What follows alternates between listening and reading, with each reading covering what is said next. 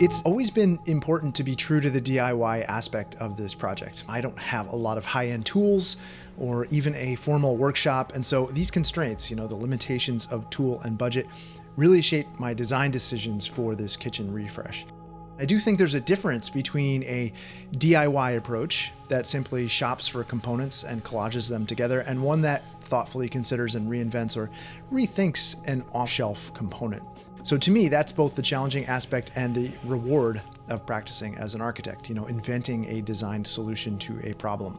For design inspiration, I looked to museum and restaurant spaces. I wanted this rich, dark material palette with some wood accents, clean surfaces, and dramatic lighting. And all of this was to highlight this minimalist set of curated functional objects, very different to the visually cluttered space we were living with. The backdrop to our living space is the cooking wall, and we began our work there by removing the open shelving, the backsplash, and the old range hood. For the new backsplash, we cut 3 1/4-inch tempered hardboard panels. These kind of interior skins or sheet goods, they're actually very affordable. And the rippled stainless steel you see there, that's the result of a prior failed experiment. We left those in place, and we added a heavy-duty 22-gauge stainless steel panel between the new range and the new hood. The new hood was mounted to the smaller middle panel, and we fixed this in place first so that we could be sure we got the alignment perfect. The flanking panels were complicated by the existing switches and receptacles. And one tip here, when you're adding thickness to a wall with switches or receptacles, is to use box extenders. These pad out the junction boxes by the material depth that you're adding. Once those were in place, we made a template for each side and dry fit each one before moving on to painting.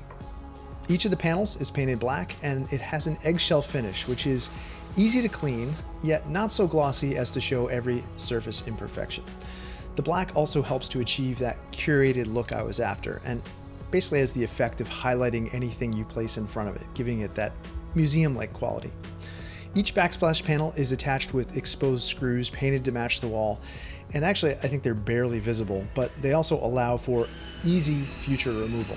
And if you look closely, you'll also see that we've kept a small reveal between each panel, which accommodates the less than perfect wall surfaces of the alcove. To finish off the backsplash, I wanted to maintain a small shelf there for at-the-ready items to use during cooking. I picked up 2 metal shelves from CB2 and face-mounted them at 18 inches above the counter surface. And I added some repurposed extra Butcherblock counter material to line the belly of each shelf, and we use those as small serving boards. They also kind of catch and reflect the light from above, which helps to highlight the objects that we keep there. One of them I cut a notch into to use as an iPad stand, which we use when we're cooking, and I've been experimenting with using other woods and adding some custom recesses as well. So, ongoing experiment. To achieve our minimalist design ideas, everything we previously stored on the countertop and visible on our open shelving needed a dedicated place in the new layout. Cooking staples were moved to the pantry where they belong, and I replaced our 2 old bulky knife blocks with a wall-mounted Paperstone magnetic rail by Epicurean, and we chose to align this with the top of our new small shelf. All our glassware, utensils, and dishes were relocated to the drawers below the countertop, all within easy reach and close to the dishwasher. No more lifting heavy plates overhead or actually cleaning dishes before having to use them. For the oversized dishes and platters, we purchased a simple industrial media console from CB2, and we located that adjacent to the island, effectively doubling our storage space and also increasing our serving counter space for when we entertain. Refacing our yellowed and cracked IKEA cabinet doors and drawer fronts was a must. And we knew we wanted to maintain the white color palette on all the cabinetry, so we settled on the super matte white slabs from Semi-Handmade as a good balance between price, aesthetics, and quality. The fronts are a thermofoil finish on a 3/4-inch MDF core, and everything arrives conveniently pre-drilled for all our IKEA hardware, except of course for the poles. For those, we chose a simple edge pole in matte aluminum in 2 sizes, 8 inches for the wide drawers and 4 inches for everywhere else. It's just a cleaner, more modern look than the bar poles we were replacing. Now, one tip here, make sure you order these as soon as possible. Our lead time was in excess of 2 months, and our order actually arrived twice with incorrect parts. Once we had all the right pieces, swapping them out took less than 2 hours. Very simple job, possibly the fastest upgrade of the project. To organize the interior of the drawers, I used Blum's Ambia line of rubberized trays. And for smaller items, I picked up a few inexpensive interlocking tool storage bins. I added a few interior organizers to the cabinets as well, a baking sheet rack, and a new pull-out tray beneath the sink.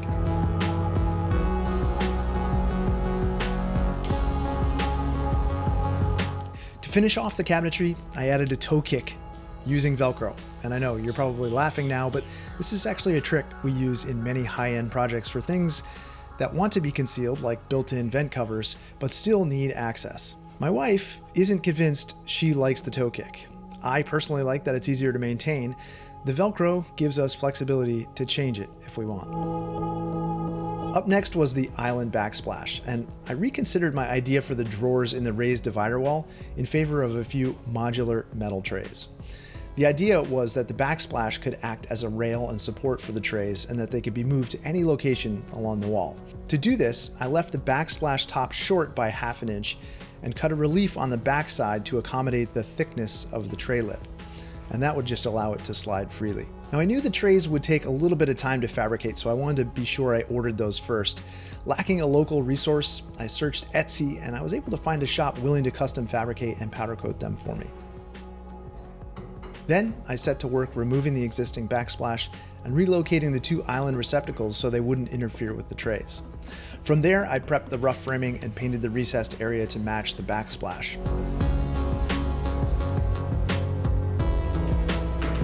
So we've got a dry fit, but I think I want to add a little kerf cut here to act as a reveal between this side panel and this panel. So it'll be a little shadow line.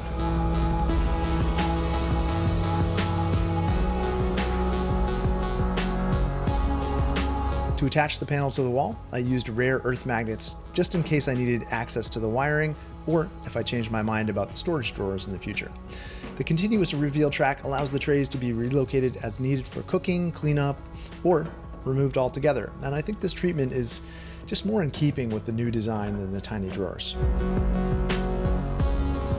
As we discussed in part 1, our original plan was to refinish all our IKEA Butcherblock counters, and that worked really well for the ones flanking the range. These solid beech tops are once again pristine and smooth as silk, and we've chosen to keep them as is and unfinished. As with any renovation project, as you get into it, sometimes you discover things that inform a new set of decisions.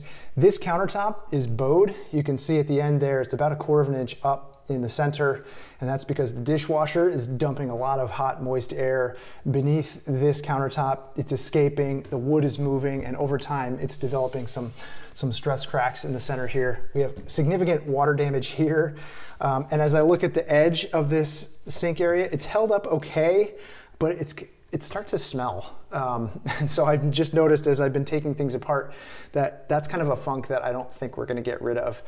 Equally, this area we were gonna recess here, it actually extends further beyond this edge than I would like. So I think given all of that information, we're gonna be looking at replacing this countertop.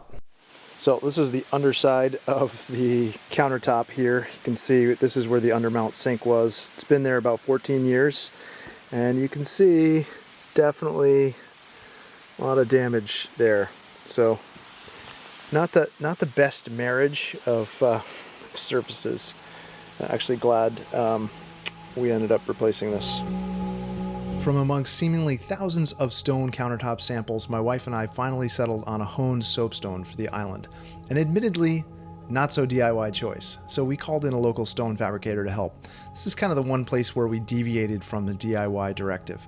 Soapstone is still quarried here in the US, and we chose it for its tone and the soft, informal feel. The thing that gives it that soft feel is a high talc content, which means it's more susceptible to scratching. And those scratches can actually be buffed out if you'd like, or, as we plan to do, simply lived with as they contribute to the natural patina as the stone ages. Soapstone's both bacteria and heat resistant, and because it's really dense, you don't actually have to do anything to seal it.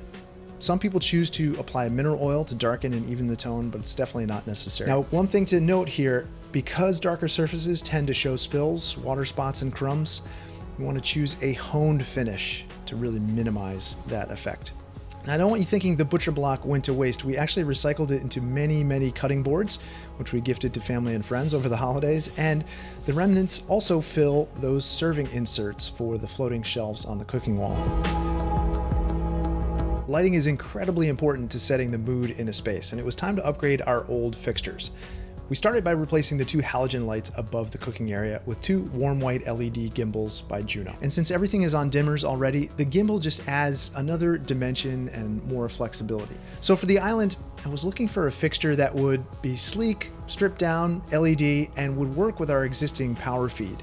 And we found one made by Oxygen, installed it, and the moment we turned it on, we knew we'd have to swap it out. Kind of a gross yuck. This is not pleasant. The diffuser created this wraparound effect that was unnatural when we were using the island. So, no shadows, no depth perception. You wouldn't think that would matter, but everyone in the house just had a really bad reaction to this fixture.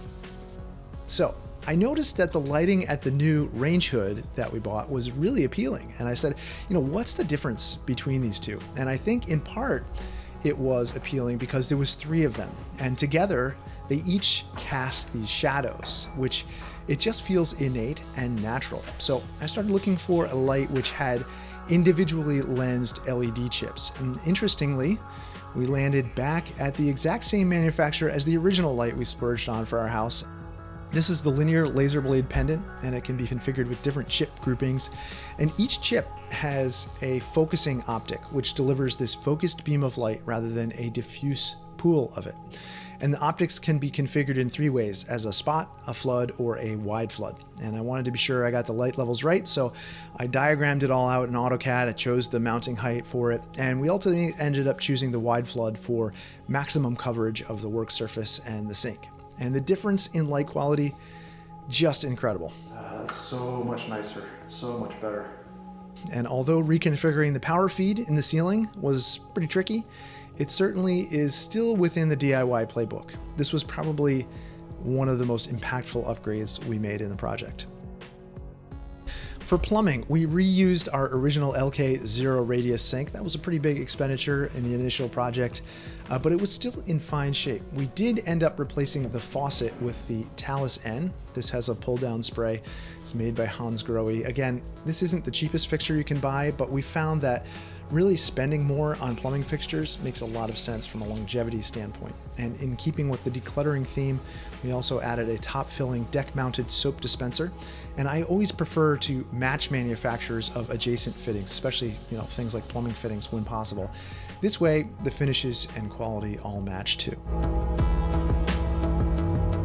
Upgrading appliances, just an easy way to modernize the look of a kitchen. Our refrigerator and dishwasher were in good condition, so we chose to keep the stainless steel material palette and replace our slide-in range with a new gas range by KitchenAid. And we paired that with a vent hood from GE Profile. The new range has the look and feel of a professional range with matching higher power burners, continuous cast iron grates, and kind of an industrial styling. To exhaust all the cooking odors and gases, we wanted a high quality, high CFM model that was also quiet. Who doesn't, right? This one is 1200 CFM, and we can safely hold a conversation while we're cooking even when it's on high. Importantly, it actually exhausts the cooking odors and smoke, unlike the other one that it replaced. This is due in part to the higher CFM and to the new hard ducting I installed. The hood comes with an integrated butterfly damper to keep all the cold air out in winter, and in new construction, code requires us to provide makeup air for a model this large to ensure that the fan doesn't depressurize the house and pull in air from, say, our wood stove flue. Our makeup air solution is decidedly DIY and low-tech. Along with these upgrades, we of course couldn't help but treat ourselves to a few accessories along the way. To see everything in our kit, check the description below for links and the detailed post on 30by40.com. Living in a space you designed some 14 years prior is just a daily reminder of your own inexperience. The things I was preoccupied with when I designed it, some of them were trivial. And I know, having done this long enough, that those same preoccupations will be revealed in 10 years' time. And these design decisions I'm making today will all seem equally trivial.